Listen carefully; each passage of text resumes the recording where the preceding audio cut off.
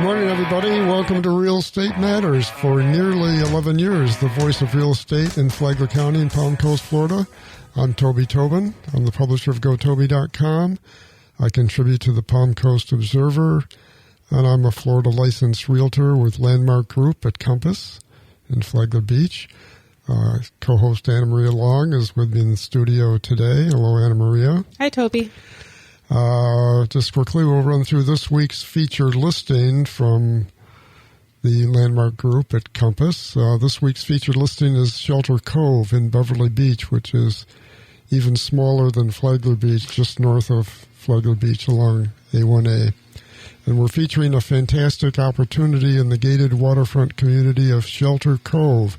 It's just a half a mile north of Flagler Beach with only 42 total lots. This neighborhood offers intercoastal and canal front living, boat docks in your backyard, and the ocean right across the street. We currently have 3 premium lots on the intercoastal waterway and 5 canal front lots available, making this one of Flagler Beach's best values. Shelter Cove also features a private community center and pool, all within a secure gated setting. As a proud member of the Flagler Home Builders Association, I can help you find the perfect lot and connect you with some of the area's top builders to guide you through the entire construction process. Check out the neighborhood website, www.sheltercove.info, I-N-F-O, or you can call me at 386-931-7124 for more information or to schedule a personal tour of Shelter Cove. I'd like to give a shout-out to our sponsors. Welcome to our new lead sponsor, Veranda Bay. Veranda Bay is a private waterfront community of lots and luxury homes on the Intercoastal Waterway in Flagler Beach. Also, the Flagler County Home Builders Association and the Hammock Community Church on A1A and the Hammock. Small enough to serve you, but large enough to... Small enough to know you, but large enough to serve you. You can read this from way over there. I have my electronic notes, and I have it memorized by now. It's real catchy. I can't memorize anything anymore. We also have some guests today. Our guests are Jason DiLorenzo, who's the Palm Coast Chief of Staff and former co-host of this radio show. Hi, years Toby. and years ago. Hi, Jason. Welcome back. So you had to sit in a different chair this time. Yeah, this is not my chair. I'm very comfortable, thank you. You're feeling out of sorts. And we also have Steve Flanagan, who's Palm Coast Utility Department Development Manager. Correct, Steve? Toby. Nice to see you. Good to see you, too. Thanks for coming in. My pleasure. We'll do a short review of the May statistics, but I'm going to make it short because we've got a really exciting topic today. We're going to talk about wastewater management, and that's a nice way of saying sewer. So far this May, and we're recording this on Thursday afternoon. We're into June, but we still have a few more days where realtors could put in a few more, but we're probably pretty close to the final numbers. 244 homes sold via the Flagler MLS with a median price of $360,000. Versus 279 homes sold last May at a median price of $379,000. So both the number of homes and the median price are off somewhat from a year ago, but not much different than a normal month-to-month fluctuation might be. But interestingly, we caught this the last couple of weeks too, the days on market for the overall 244 homes, 64 days on market, which is substantially above a year ago. But if you look at the 250,000 or lower priced homes, there were 11 of them this last month. The days on market is 49. Now, it's 64 for the general population, all homes combined, but 49 for the lower end of the market. But look at the higher end of the market. There were $15 million plus homes sold, and 12 of them, or 80%, were cash. But the days on market there was also well below. It was 45 days on market. So both ends of the price spectrum, they're selling better. But it's the middle where we're really stuck. And the 12 cash sales out of the 15, that's 80% cash for the $1 million plus. And if you look at the overall market, cash was only 31%. So cash is king at the upper end of the market for sure. So just some quick news. According to the National Association of Realtors, more than 70% of renters would prefer to own their own home. So when mortgage rates drop, the demand will be there. But with continued pent-up demand, more inventory coming online, and rate cuts expected in the fall, the NAR chief economist Lawrence Young expects that an upturn in the second half of 2025, which is good news if he's right. He's forecasting a 6% increase in existing home sales this year and an 11% increase next year. New home sales, which have been a bright spot thanks to generous builder incentives, are expected to be up by 10% this year and 5% next year. And Yoon predicts that the median price nationally will continue to rise by 3% this year and 4% next year. But again, all real estate markets are local, and ours is going down slightly at the moment. But I'll get ready for today's topic. This is something on everybody's mind. I think probably most people, this is one of their last thoughts before they go to bed. In my case, it's a thought at 2 o'clock in the morning, again at 4 in the morning. But we're going to talk about wastewater treatment today, because that's a topic that's really gotten an awful lot of attention, particularly in Palm Coast recently, because our wastewater treatment program departments, we have 2 different plants, and our facilities are under capacity. But we want to talk about what that really means, because the issue really comes to fore when we have high water tables, usually after large, frequent storms. And the water, because of the type of piping used when our infrastructure was installed 40, 50 years ago, the water can seep in under pressure, underground pressure, can seep into the pipes and fill them with just rainwater. Yep. And so should that be credited against our capacity, even though it does create an overflow or potential overflow at the plant? The other thing we want to talk about, and we'll do this first because it's a shorter issue, but it is important. Those folks who live in the hammock, most of the residential homes and all those good restaurants up and down A1A, at least north of the toll bridge, are without centralized wastewater treatment. They have water, but that's why you get served a lot. Your food is served in a basket because they don't have to wash the basket as much as they would a plate. And they have septic tanks and drain fields instead of hooking up to the central wastewater treatment. But although it's not part of the city, the hammock is part of the county, and in conjunction with the county, the city of Palm Coast is extending the sewer treatment they've recently extended it from the toll bridge up to Jungle Hut, because there was a new residential development at Jungle Hut and A1A, and I believe the developer was arm-twisted into paying for that. Is that a fair statement? That is correct. They paid for at least a portion of that extension from Jungle Hut Road up to their facility. Mm-hmm. And now if you drive along A1A, you'll see that they're extending that sewer from Jungle Hut up to Captain's Restaurant, or at least the park there, and it's also going to extend down Melicompra, I guess out to the beach. That's correct, Toby. It's going to go along A1A from basically Jungle Hut Road up to Melicompra, be able to then potentially serve the park there at the corner, and then run down Malacompra Road to basically the eastern end of Malacompra, and that way it'll also be able to serve the Hammock Community Center at some point. And I believe there's a little park bathroom there at the eastern boundary of the Malacompra.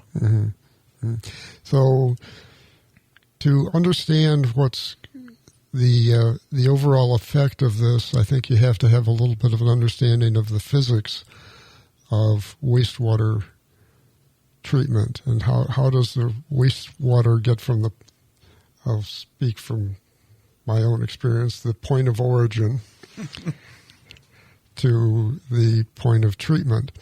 And Florida is very much geographically like a pool table.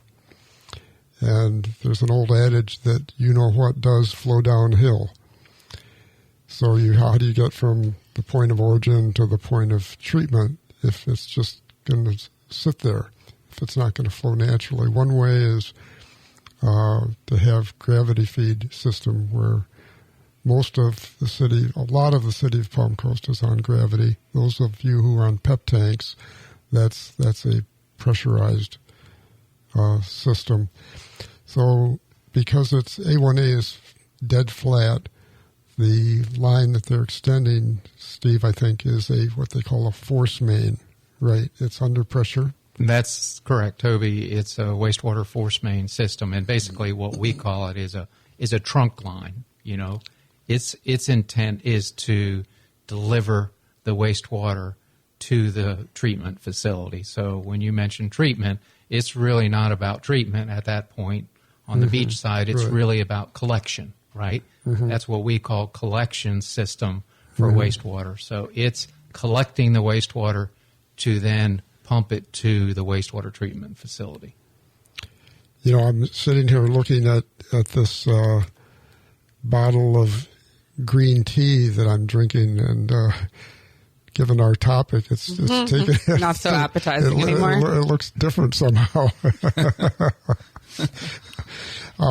So when in a typical gravity feed system, you basically lay the pipe in the ground at an angle, at a high point, and then you keep digging the ditch deeper and deeper, and it goes down to a point where you don't want to go any lower, and then you have what is known as a lift station, which raises it back up. So it makes it like a sloped continuous ladder system. Yes, that's how it goes. Yes, that is how. That's a good description, Toby. We used to have a lot of people that would question lift station versus pump station, and I always say there is a difference, in my opinion, at least. A lift station does just what you said. Okay, it takes in the wastewater from a gravity section, right? And then, as you said, you don't want to, here in Florida with our water table and such, we don't like to get any deeper than about 16 to 18 feet with a lift station or pump station because you fight the water table when you either install it or if you have to ever do any repairs to it. It becomes very costly. That makes good sense. So hold on just a second, Steve. We've got to take a quick break. And don't go away, folks. We'll be right back.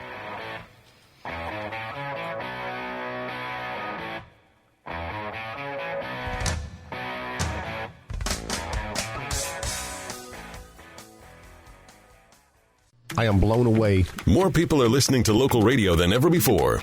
The amount of people that come up to me and ask me about my radio ad is staggering. More people are listening to local radio in more ways than ever before. At least one a day. I mean it. More people, more advertising results. To advertise on the radio, call Flagler Broadcasting Vice President of Sales, Kirk Keller. Kirk Keller? Hey, that's me. 386-986-9911. flaglerbroadcasting.com.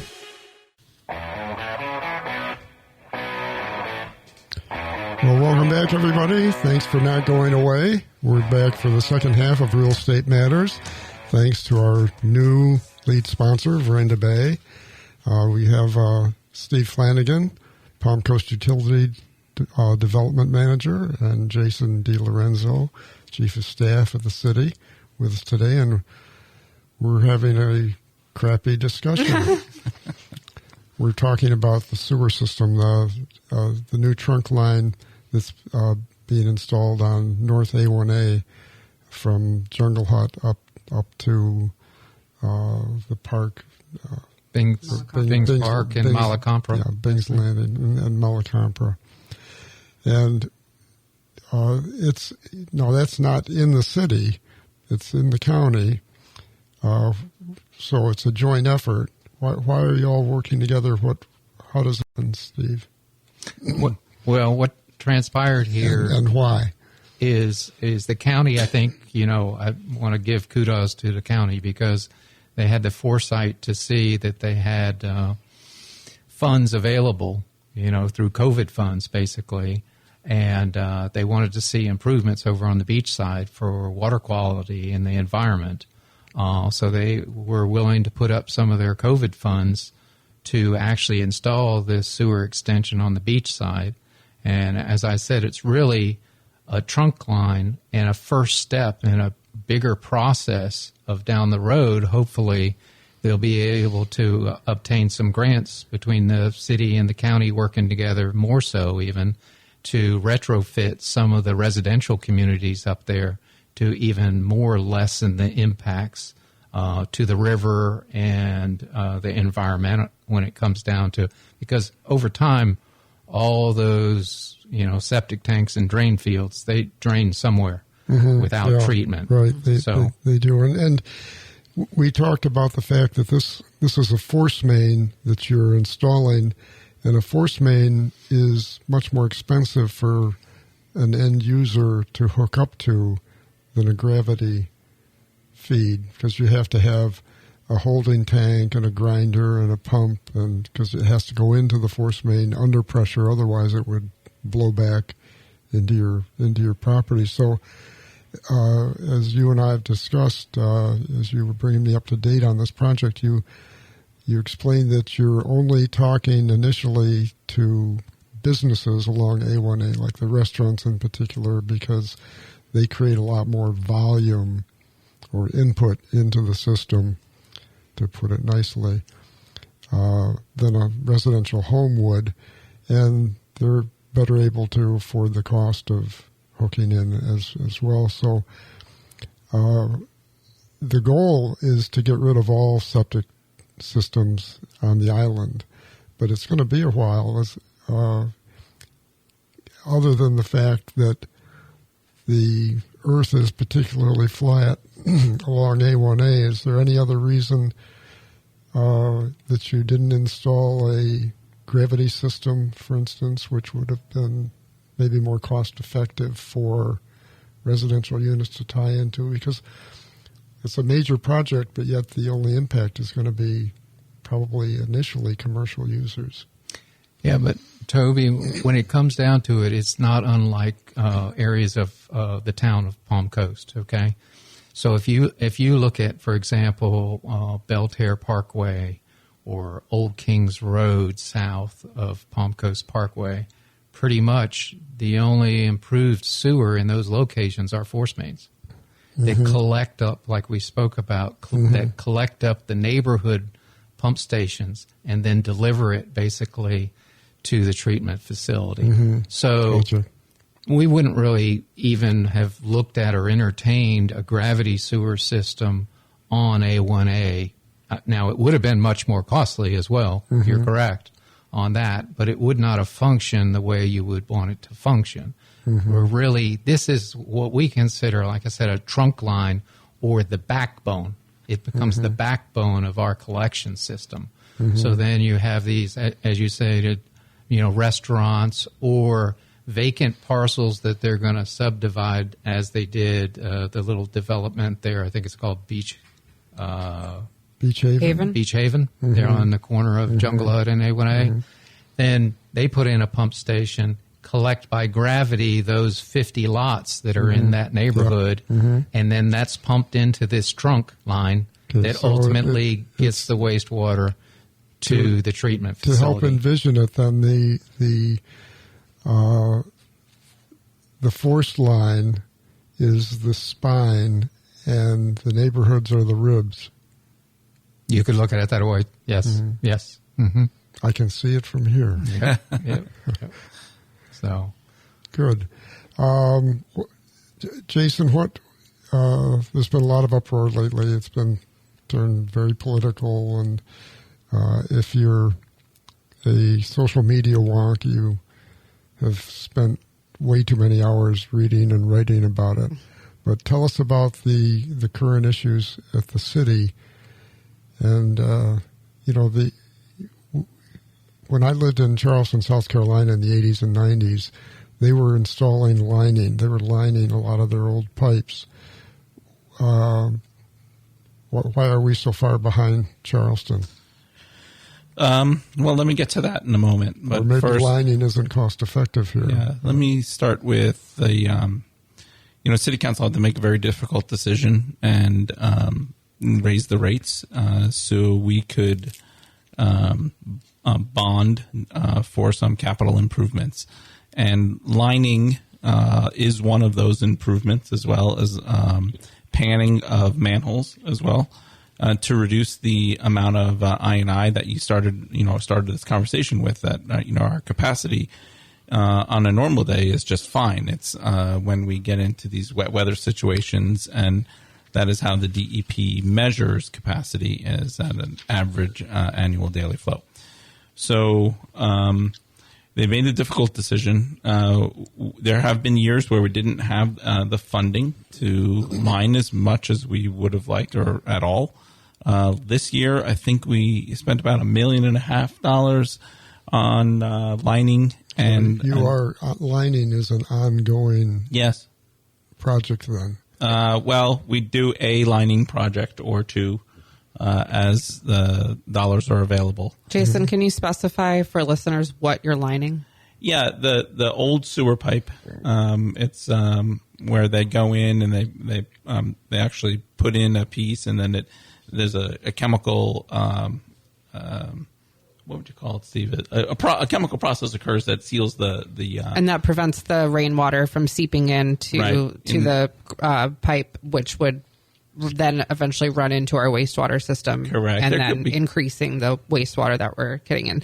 Hence, why we had to not flush our toilets and do laundry during the storm. Right. And spending a lot of money on treatment as well. Yeah, right. Because if it gets in there, then we have to treat it. Right, exactly. So, the pipes over time, they separate a little bit, or they crack, or a root breaks them, and particularly around joints. And those get expensive when you have to do an emergency repair. Yes. And on Utah, we just did a big repair to solve some of that. But if you remember from Milton, the woodlands were underwater for several days. The streets in the woodland section of Palm Coast were underwater for several days.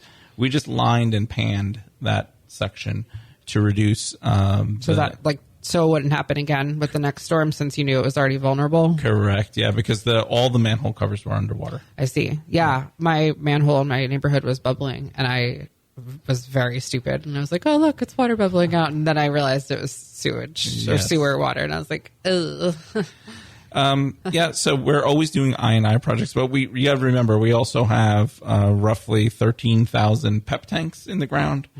They're particularly leaky as well. They take on a lot of rainwater, stormwater as well. So that's a real long-term concern there. But you have a better PEP tank. We do. We have been testing one. That you're working, coming, hopefully. We've been pilot testing one at utility offices. I think that's really important to know that that's like a constant thing, that you're always looking for a better improvement, more cost-effective, and better quality. Yeah, the one that we're looking at is actually a little bit less expensive and seems to perform better, which is great. Yeah. So nobody wants that alarm going off. Right.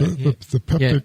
If I can jump in, sure. One of the benefits that we have as we move forward with some of the concerns of I&I is kind of Jason touched on with the lining. Most of the lining that we've done in the past is in areas in the beginning areas that were installed is vitrified clay piping, and it's done in much shorter sections, and it cracks. And the seams start to leak more. So those are the areas we've concentrated on lining. In the areas, the newer areas that are built in the last few decades, they're all PVC. They have much less risk of I&I Yeah, infiltration. Well, I haven't. There's some benefits there. Read anything about lining pipes, so I think we need to get that word out so people understand. Yeah, people I'm sure see city doing projects and like I don't know what you're doing. And I&I stands for infiltration and intrusion. Infiltration and infiltration. It sounds like you're saying inflow. Infiltration and infiltration. Inflow and infiltration. Okay, we're sure now. Maybe we don't have to get the word out because it quite sounds yet. like iodine when you're saying it fast. So we just want to make sure everyone's clear it's not iodine. Let's wait till we can say it before we start spreading the word. Maybe we can get it written on the screen. Yeah, we're going to have you guys back. We're running out of time, but just a quick wrap up for our listeners. We have cameras now in the studio, so you can watch Real Estate Matters on YouTube, or you can listen on an Apple podcast, but go to landmarkgroupfla.com and click on the Real Estate Matters podcast at the top of the navigation bar, or you can go to the Flagler Beach TV Facebook page and click under videos. So remember, if you're thinking of buying or selling a home or commercial property, consider working with me and the rest of the staff experienced team at Landmark Group Compass. You can reach me at 386-931-7124 or email me at toby@gotoby.com. Steve and Jason, thank you for being here. Everybody come back next week. We're going to be discussing projected 2025 assessed value changes with Jay Gardner, the Flagler County property appraiser. So that should be a good, very interesting show. I'm Toby Tobin, and I approve this show.